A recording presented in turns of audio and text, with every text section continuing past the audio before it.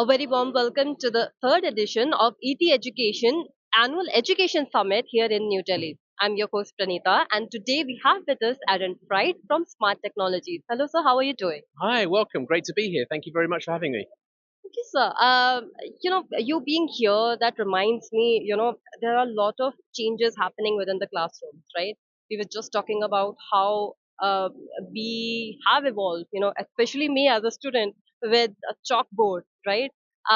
But now there are smart technologies entering the classrooms as well, right? So how are the smart classrooms changing the student experience?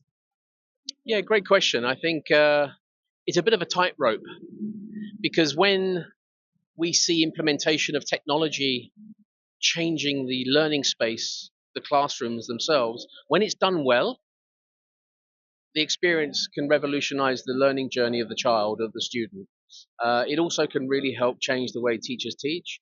And so, what we do at Smart, we spend a lot of time trying to focus on the teaching practice first, the software and the fit for purpose, the pedagogy behind the hardware, right? So when you implement that kind of formula in your implementation planning, I think you have a much better chance of improving that student learning experience. And then you can start to develop pedagogies that really go into adaptive learning, collaborative learning, hybrid learning, and also if you have the implementation support and the professional development of your educators to support the implementation, to help traverse across the different technologies in that learning space, again, it becomes a much more richer, interactive learning experience for the students.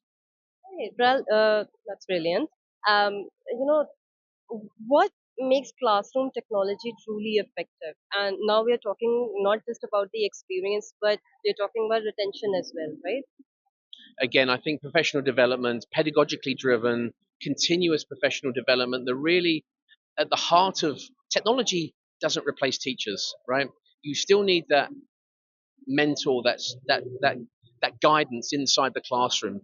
And so you really need to focus on that pedagogically driven professional development that really enhances the technology, makes the technology invisible, right? And then that way you can really move forward and start to really, I would say, go deeper into that learning experience that each child gets, both inside the classroom but also outside the classroom. Because again, hybrid learning, there's a lot of, particularly post COVID, we've seen a lot of demand for hybrid learning, remote learning environments. Technology can really be the catalyst to help that when it's done well. If it's done not so well, with poor implementation planning and not considering all the stakeholders in that process, it can become a disaster. And that's often the stories that we hear. And that is also often what puts people off investing in the technology to help drive transformation. Thank you so much, Aaron, for such insightful conversation. It was a pleasure having you with us here. Thank you so much for having me.